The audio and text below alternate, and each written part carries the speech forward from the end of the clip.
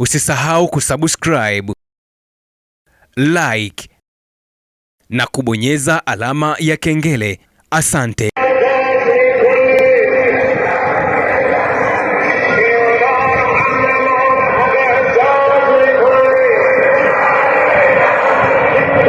Mtazamaji wa Yuhoma TV, karibu sana katika mwendelezo wa breaking news na taarifa za hivi punde kutokea Mashariki ya Kati, vita vya Iran na Marekani. Pengine ukawa unajiuliza kwamba hiyo ni nini ama hiki unachokiona hapo ni nini? Sasa hiki ni kitu ambacho kinaweza kustajabisha umati wa watu ulimwenguni. Haya si maandamano, bali ni wito wa kafara ambao haukuitishwa na watu wowote wala haukuitishwa na kiongozi yoyote, bali ni raia wa Irani wenyewe kwa mioyo wao thabiti na nafsi zao wameweka maisha yao sadaka wakijitoa katika eneo hilo. Hapo ni katika kituo cha kurutubisha ama kuzalishaji wa umeme, ile grade ya umeme kule nchini Iran, katika maeneo mbalimbali ya miji ya Iran ikiwemo mjini Tehrani, mji wa Mashhad, mji wa Bandar Abbas, lakini pia na hata mji wa Isfahan na miji mingine nchini Iran wanategemea umeme wake kupitia eneo hilo, ambapo hapo ndipo kilipo kituo kikuu cha kuzalisha nishati hiyo ya umeme kwa taifa la Iran. Wananchi wamejitokeza hapa kuweza kusubiri mashambulizi ya Marekani ambayo wamesema watashambulia majira ya saa 2 kwa saa za nchini Iran, ambapo hapa si tu wanaume,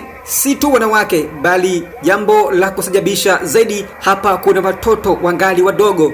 Kwa lugha nyepesi naweza nikasema ya kwamba waume wake kwa watoto wamejitokeza eneo hili kuweza kupinga kile ambacho Marekani imeahidi kutekeleza, mashambulizi ya kuangamiza katika eneo hilo la gredi ya umeme ya Iran.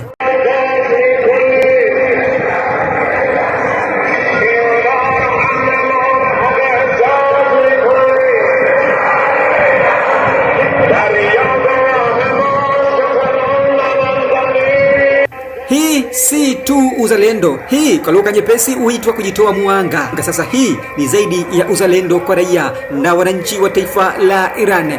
Haya ni mamia, na haitoshi kusema mamia, bali ni maelfu ya raia wamejikusanya eneo hili, na hapa wakichora mstari wakisubiri Marekani walipue eneo hilo, ambapo ndipo kuna kituo cha kufulia umeme, wakisema kila mmoja kwa nafsi yake. Taifa la Irani, wa Irani kwa ujumla, hawawezi kumpigia magoti adui mdhalimu, muhasimu wa damu yao wenyewe. Ni halali kwa taifa lao. Tayari wamekwisha wasili katika eneo hilo kwa ajili ya kuweza kusubiri roho zao zikitolewa na taifa la Marekani na Israeli katika eneo hilo. Jambo la kushangaza zaidi, si tu wamejitoa muhanga, si tu raia, si tu watoto, wala si tu wanawake kwa waume, bali pia eneo hilo wa kuanza kujitolea katika eneo hilo walikuwapo ni wasanii, watu maarufu ndani ya taifa la Irani. Inaarifiwa kuwa ndio waliokuwa mstari wa mbele na kujitokeza mapema zaidi tangu alfajiri ya siku hii leo, na huku raia wa kawaida ama watu wa kawaida, watu wa hali za kati na chini wakiwasili majira ya jioni. Na pengine wakasema kwamba wenye moyo pekee ni raia ama wananchi wa Irani, lakini la hasha. Jeshi la Irani, jeshi la walinzi mapinduzi ya Kiislamu IRGC, linaarifiwa tayari limesimika makombora yake ya angani na mifumo yote ya ulinzi iko tayari kuweza kusubiri mashambulizi, mapambano makali baina ya jeshi la Irani na jeshi la Marekani kwa kushirikiana moja kwa moja na Israeli. Jeshi la Irani kupitia msemaji wake wa jeshi hilo Bwana Ibrahim Zulfahal kutokea makao makuu ya Al-Hatam Al-Anbiya limesema ya kwamba tayari limeshatega makombora ya wimbi 96, wakisema wimbi hilo limethibitishwa kwa nchi yao dhidi ya ulinzi wa adui na wadhalimu wote ndani ya taifa la Irani na maeneo jirani ukanda wa Mashariki ya Kati.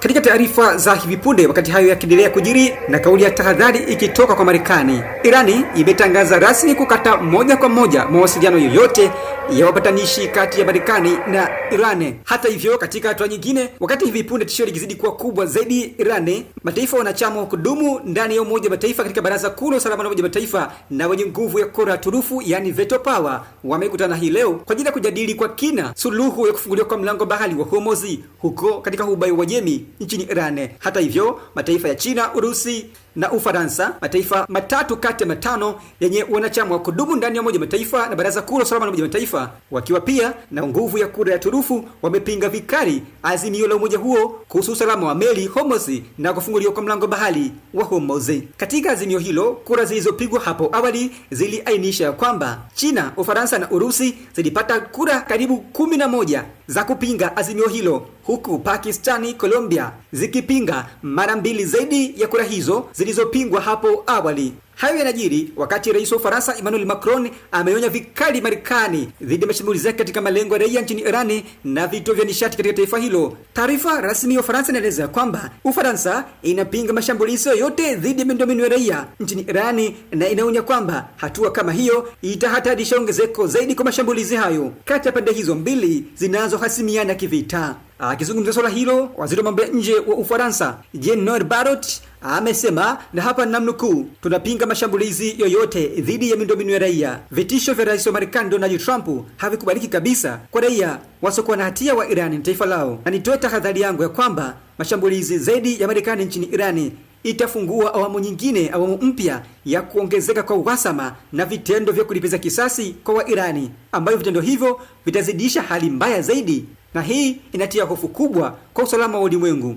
Hatari ni kwamba tunauona mzozo huu wa kikanda bila mipaka, na hii yote imepelekea athari mbaya sana kwa ulimwengu, ikiwemo kufungwa kwa mlango wa bahari wa Hormuz. Hata hivyo, katika taarifa mfuatano juu ya taarifa hiyo Ufaransa, rais wa Ufaransa Emmanuel Macron amesema wafungwa wa Ufaransa tayari wameachiliwa huru kutokea Irani na kurejea nyumbani Ufaransa kwa ajili ya maandalizi ya vita vikali huko nchini Iran. Bado vita vingali kupamba moto zaidi Mashariki ya kati ya Iran na Marekani, fukuto likizidi kuwa kubwa zaidi, Irani ikiwa na dhamira ya wazi ya kuhitaji kulipiza kisasi dhidi ya Marekani na Israeli, huku Marekani ikiwa na dhamira ya dhati ya kutekeleza adhima yake ya mashambulizi kwa Irani. Je, ni ipi hatima ya vita hivi vya Iran na Marekani, ikiwa hivi sasa ni siku ya 38 tangu mapema Februari 28 mwaka huu 2026? Yapi maoni yako? Mimi ni chifu mkuu wa itifaki na hii ni Yuhoma TV.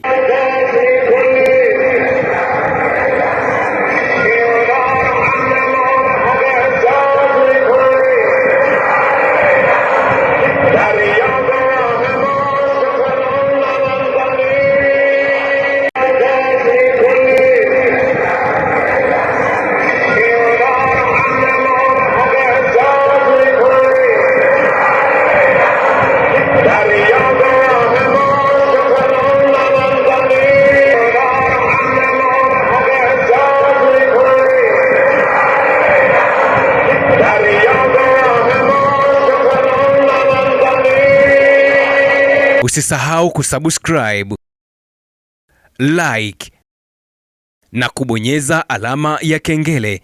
Asante. Usisahau kusubscribe, like na kubonyeza alama ya kengele.